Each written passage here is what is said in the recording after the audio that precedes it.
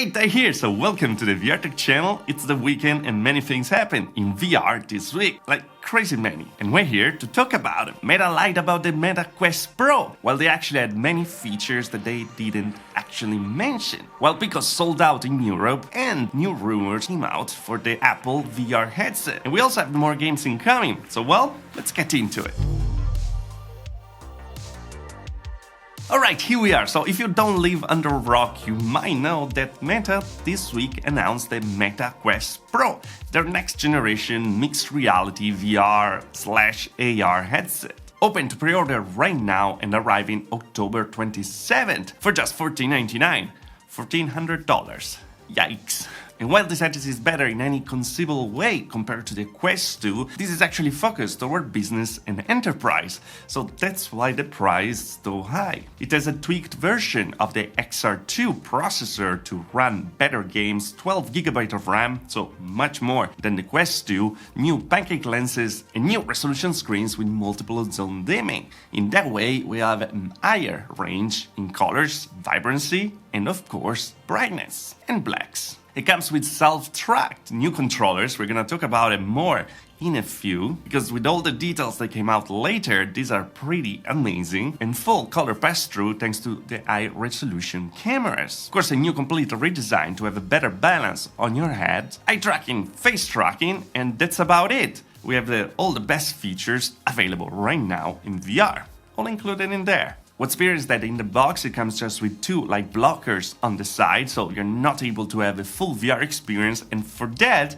you have to pay another $50 to have a cover. And that's such a very weird decision, kind of greedy decision. By the way, after the announcement we saw many different applications working on the Quest Pro in the mixed reality mode, and it's just incredible what devs are able to do and are gonna be able to do when this thing gets in their hands. The weird thing though, this is not really for gaming, even if it's gonna have a better gaming experience than the Quest 2 for sure. Beside the battery life, there seems to be around 2 hours for the headset, and they really don't want to disclose how many hours it's gonna be for the controllers themselves. That, by the way, they're gonna sell for $300 and they're gonna be compatible also with the Quest 2. So well, if you're having tracking issues with your controller, well, this might be not great, even if it's as expensive as the headset just 2 months ago.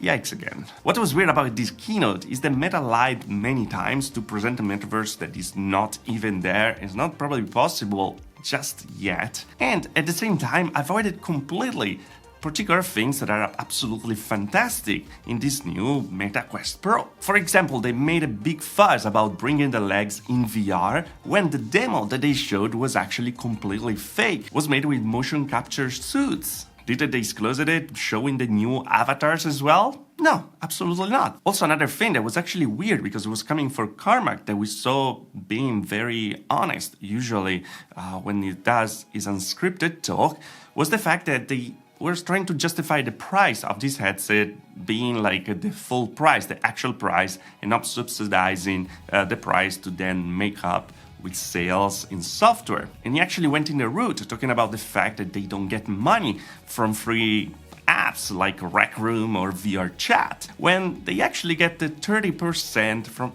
every in-game purchase that happens. So it's just weird that they lied straight up when they take a big chunk of the revenue there. Yeah, this headset for sure looks expensive compared to the Pico 4 Pro that is gonna come out for around 800 euros later this year, with pretty much the same features. We know though the Meta works very well in software. The new Codec Avatars that they showed were absolutely amazing. Don't expect them anytime soon, but the Codec Avatars are these avatars that you can create with just few pictures of you, and they look pretty much realistic. Absolutely amazing. But straight up lying in your keynote when you have an amazing product of it there, it doesn't make sense at all. And all this lying is absolutely weird because at the same time they avoided talking about amazing features that this headset is gonna have. Already has. For example, the controllers are not just self-tracked, but they also have 3 different points of haptics on the trigger, on the grip, and also on the little top part that helps to pinch in the menus or in experience, helping you to understand when you actually pinch something. Also, and a new sensor that lets you understand a bit better the hand position, and you can even curl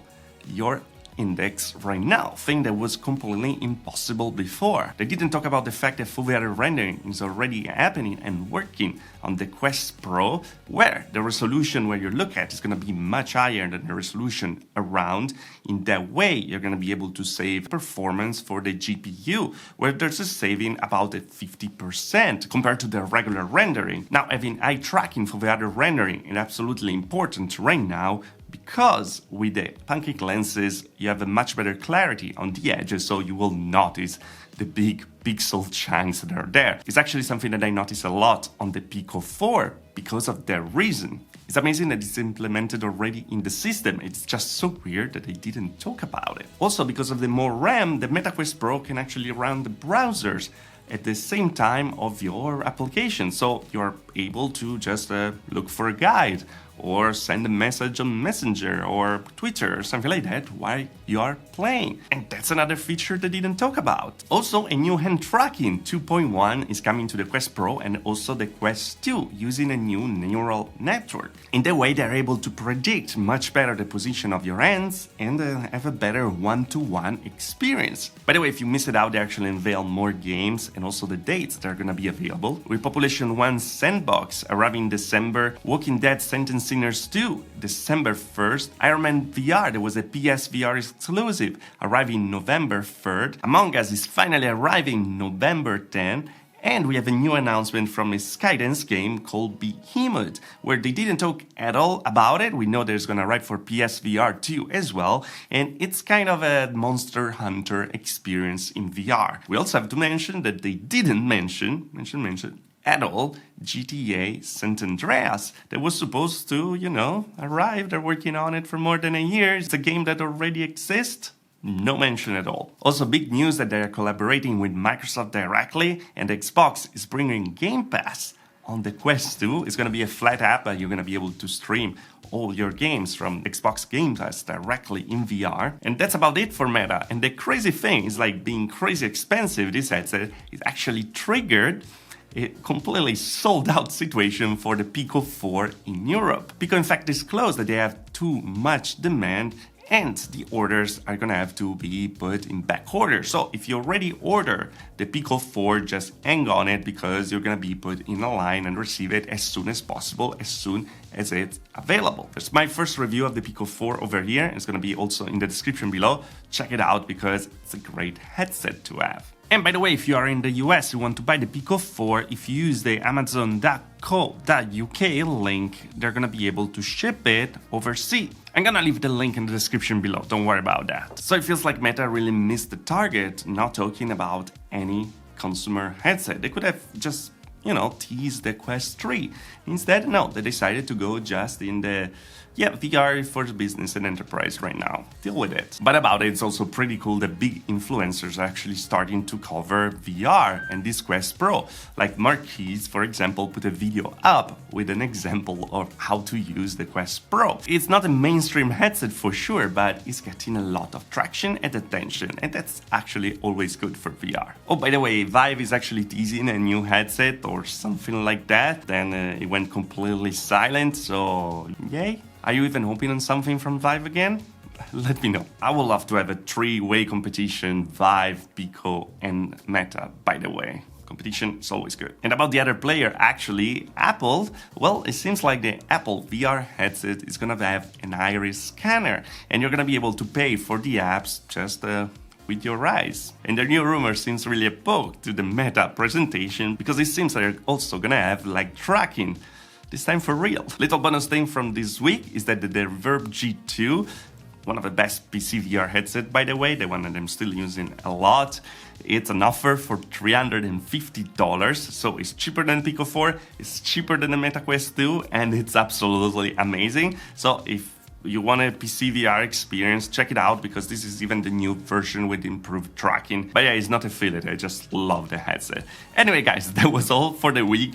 Really many different things, and news keep coming because there's a lot that they didn't even announce about the Quest Pro. I can't wait to put my hands on it. It's really hard for me to actually push the button and buy the Quest Pro because it's very, very expensive, but if nothing happened, I'm gonna do it because it's important to cover it on the channel. And if you wanna contribute to the help wealth, there's a chunk button down there and the Patreon in the description below. That will help a lot because it's very expensive. Anyway, what are your thoughts about the Quest Pro? Isn't it weird that they like them much and they avoided to talk about the real features, exciting feature that it actually has? Let me know in the comment below. And as always, guys, if you like the video, like. If you didn't like the video, dislike. Subscribe to the channel for more VR tech. If you really love the channel, there's a join button there, the little down further. Also the Patreon. Thanks for the Patreon who joined the channel, of course. And I see you guys next video.